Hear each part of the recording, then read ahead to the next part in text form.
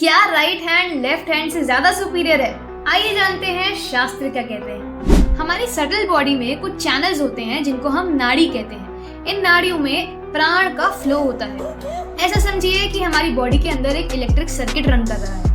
तो मेजरली दो प्रकार की नाड़ियां होती हैं जो नाभि से एनर्जी को ऊपर फ्लो कराती हैं प्राण वायु के द्वारा, और दूसरी होती है जो नाभि से एनर्जी को नीचे फ्लो कराती हैं अपान वायु के द्वारा। ये दोनों ही नाड़ी हमारी नाभि पर मीट करती हैं। हमारी अपर बॉडी में ये प्राण का फ्लो कुछ ऐसे होता है। लेफ्ट हैंड से प्राण अंदर जाता है और हृदय पे रीच करता है, हृदय से राइट हैंड तक जाता है और राइट हैंड से बाहर निकलता है। अगर आपको मेरी बात पर विश्वास नहीं है तो आप इस प्रकार की मुद्रा बनाकर ऐसे ऐसे करिए तो आपको एक रिपल्शन फोर्स फील होगा। यही प्राण है।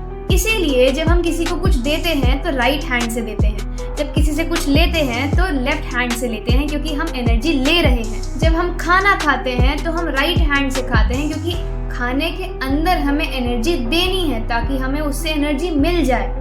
और जब हम नाभि से नीचे किसी अंग की सफाई करते हैं तो लेफ्ट हैंड का प्रयोग करते हैं क्योंकि एनर्जी बाहर और नीचे जा रही है, उसे वेस्ट करने से रोकना है। इसीलिए हम लेफ्ट हैंड से उसे रीगेन कर लेते हैं और अपनी बॉडी को प्रोवाइड कर देते हैं। अगर हम ऐसे केस में राइट हैंड का यूज करते हैं तो इस एनर्जी का फ्लो ऑपोजिट डायरेक्शन में हो जाता है, जिसको आयुर्वेद में उदावर्त के नाम से जानते हैं। ये उदावर्त आपके कॉन्स्टिपेशन से लेकर हार्ट स्ट्रोक से लेकर ब्रेन स्ट्रोक तक की डिजीजेस कॉज कर सकता है।